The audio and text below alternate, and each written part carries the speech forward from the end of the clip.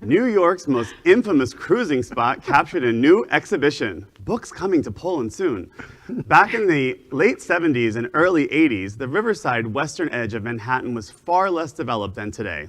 Infamously, many gay men went to the abandoned piers near Christopher Street looking for sex or as a place to hang out and sunbathe during the summer months. Fences around the piers kept most people out. However, the flimsy barricades were pretty easy to get around. So were some of the guys, that's what I heard. Before Grindr, before Scruff, even before AIDS, the cruising spots like the piers were where gay men went to relax and get off. Photographer Stanley Stellar captured many photos during this time, and those were shown at New York City's Kapp Gallery this past weekend. Stellar's photos capture men relaxing, sunbathing, naked, kissing, or getting more intimate with one another inside the piers, which offered an abundance of abandoned rooms. The piers were also a place where street artists could practice their art. Graffiti by the late Keith Haring, who died from HIV-related illness in 1990, can be seen in the background of some of these shots. Wow. Well, the piers are infamous and they have been the backdrop of so many TV shows, so many films and everything. So these pictures, they depict like the best and most beautiful, it looks like. I love them. A time capsule. And I hope this is the kind of exhibit that will travel and maybe make its way down here to your room? To the Stonewall National Museum and Archives. That would be amazing, right? Yeah, absolutely. You know, these pictures are, again, for a different generation, a reminder of how far our community has come and the struggles of, you know, just congregating presented themselves to our community.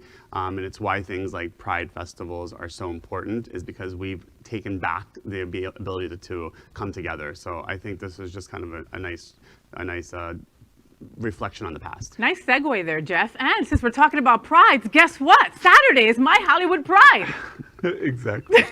You know, shameless plug. I was going to say, did we get enough in there for you, Jeff? You know, what's funny? This story, I'm really glad we told it. I can't wait. I really want to see this exhibit. And the reason I want to see this exhibit is I have lived this exhibit.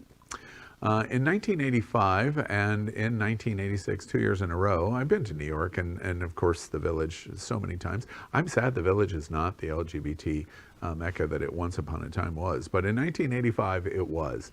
And one of my fondest memories from 1985 and 1986 was this story. You would start at the Stonewall Inn, and you would start with drinks there. You could do some LGBTQ shopping down Christopher Street that you could not in 1985 do anywhere in Florida. And I would even dare say not even here in South Florida. I wasn't here in South Florida. But you could walk into shops, not just salacious bookstores, all kinds of things. You would stop at the Potbelly Stove restaurant, which was iconic on Christopher Street as you were heading west. And you were heading west for a reason, and you would have dinner at the Potbelly Stove, and then you would continue west to the Christopher Street. For dessert. To the pier. For dessert. And twice I did it, and both times it was an amazing, amazing experience. Wow. And you know, it's funny, for me, I am HIV negative, but for a long time, I lived with the shame of going, so many of my friends in the 80s and into the 90s that were testing positive for AIDS and HIV. I went back to those two specific times that I had days and evenings like that and thought, gosh, how is it possible that I am HIV negative? And I am. It is a fun time, and it is a time that likely is never going to come again. So if you have the opportunity to see this exhibit, you should. Because for the LGBTQ community, we have succeeded in so many ways. But this is a wonderful part of our history, and I tell you that story very fondly. LGBTQ plus news is vital for our community and for the broader world as a whole. We have enough enemies at Fox News. Tucker, Sean, and Laura are loud. We need passionate allies. Happening Out Television Network, Queer News Tonight, and It's Happening Out are literally out of the closet and into the headlines.